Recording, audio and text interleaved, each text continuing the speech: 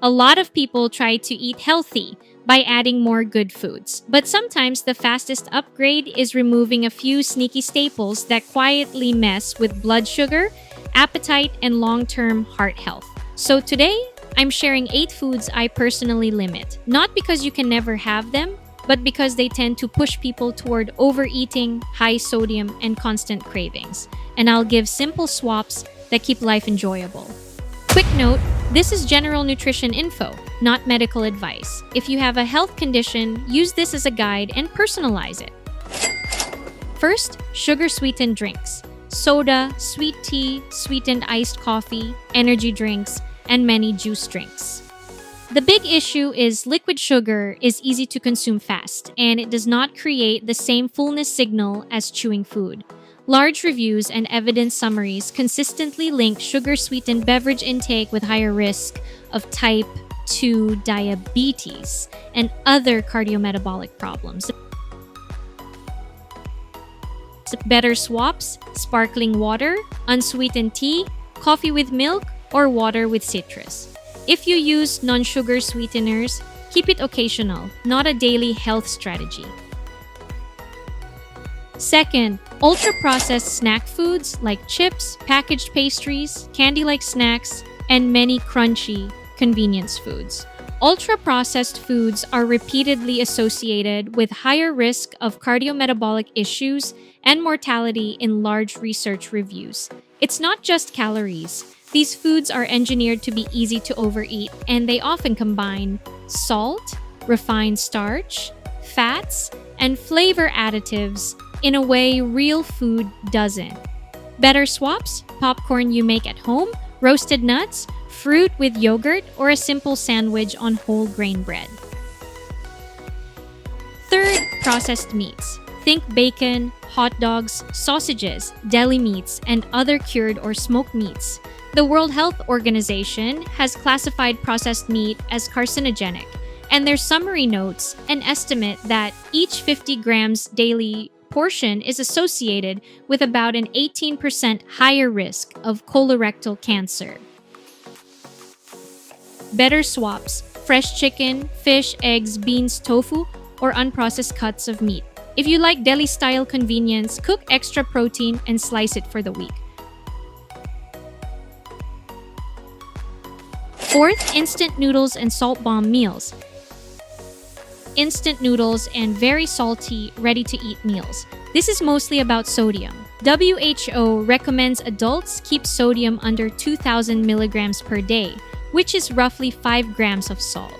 Many convenient meals can blow through a large chunk of that quickly. There are also studies linking higher noodle intake with higher hypertension risk in certain populations, which makes sense given how salty these foods can be. Better swaps: noodles or rice you cook yourself plus eggs and vegetables, or soup you make with lower sodium broth and added protein. Fifth, low-fat flavored yogurt and sweet dairy desserts pretending to be health food. Yogurt can be great, but once it turns into dessert in a cup, it often becomes a hidden sugar source. Public health guidance repeatedly calls out how sugar shows up in everyday foods people assume are healthy. Better swaps: plain Greek yogurt or plain yogurt, then add fruit, cinnamon, or a little honey. If you want something drinkable, kefir can be a good option too. Sixth, foods with industrial trans fats or partially hydrogenated oils.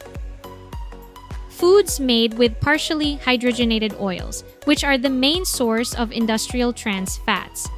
WHO has pushed countries to eliminate industrial trans fats because they raise cardiovascular risk, and it highlights best practice policies like limiting industrial trans fat to 2 grams per 100 grams of total fat, or banning partially hydrogenated oils altogether. Better swaps: choose products without partially hydrogenated in the ingredient list. For treats, pick versions made with butter or non-hydrogenated oils and keep portions normal. Seventh, refined carbs that are basically fast glucose. Refined carbohydrates that are quickly digested, like white bread, many pastries, sugary breakfast cereals, and a lot of packaged baked goods. These foods are not automatically bad, but they're easy to eat in large amounts. They spike and drop energy fast, and they often come paired with added sugar and low fiber. You can feel that crash as hunger returning too soon. Better swaps: whole grains you actually like, oats, higher fiber bread, sweet potatoes, or fruit. If you still want the refined version sometimes, pair it with protein or fat to slow things down. 8. Sauces and spreads that quietly turn a meal into calorie plus sodium plus sugar. Sauces and spreads that seem small but add up quickly. Think creamy dressings, sugary sauces, and heavily processed condiments. This one isn't about fear, it's about awareness. Sauces are an easy place where extra sodium and sugar sneak in, especially when you use them multiple times a day. And since WHO recommends keeping free sugars under 10% of total energy, little add-ons can matter more than people think.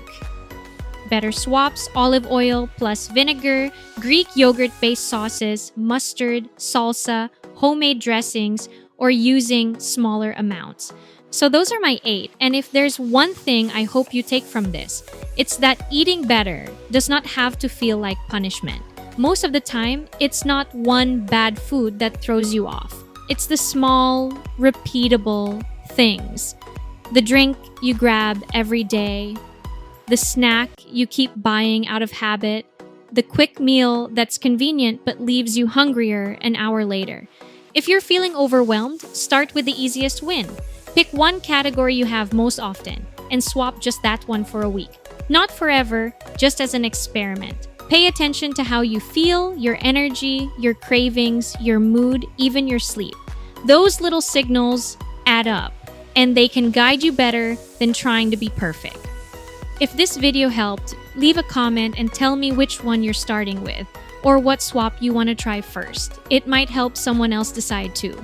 And if you want more simple, research-backed wellness videos that feel realistic, please like the video and subscribe so you don't miss the next one. Thanks so much for watching, and I'll see you in the next video.